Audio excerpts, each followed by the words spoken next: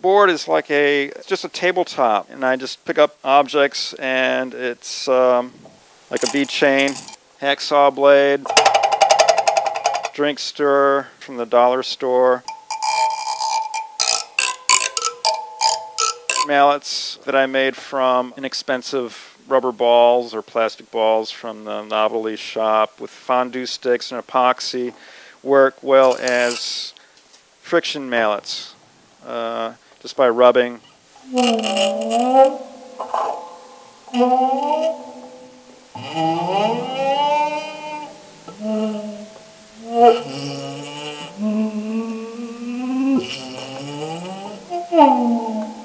The music box mechanism by itself, it has no box, so without that resonator, it doesn't make a very loud sound, but once you put it on the board, the vibrations are very strong and clear, and I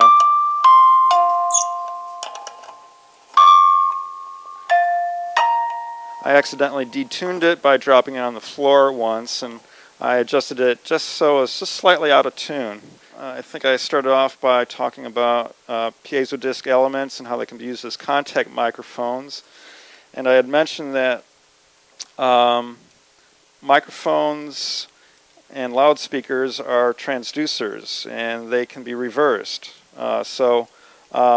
This disc here can be used as a pickup to pick up vibrations, or it can be used as a speaker. So if I plug this into the earphone jack of this AM/FM pocket radio, turn the radio on, and you can't hear it, but there's a very quiet sound of the radio playing through it right now. And I'll put it on the board here. And as I move the disc around the edge of screws on the board, the different parts of the board kind of filter this very weak, thin sound here. It changes as I move it around. So just manually moving it around gets a variety of kind of filtering effects without a filter, just by placing it in different places.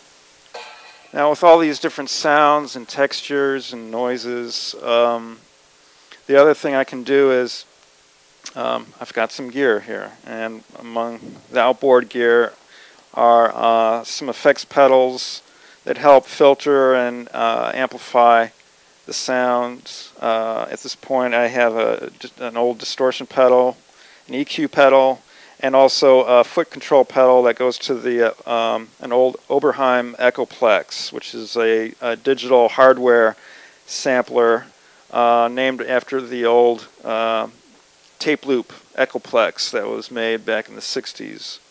I think people are probably familiar with the sound of Jimi Hendrix's guitar going through it on the Are You Experienced album. So this is a hardware digital version of it. It's an outboard processing unit. It can be mounted in a rack, and then as I'm playing, I can bow with one or both hands and record loops.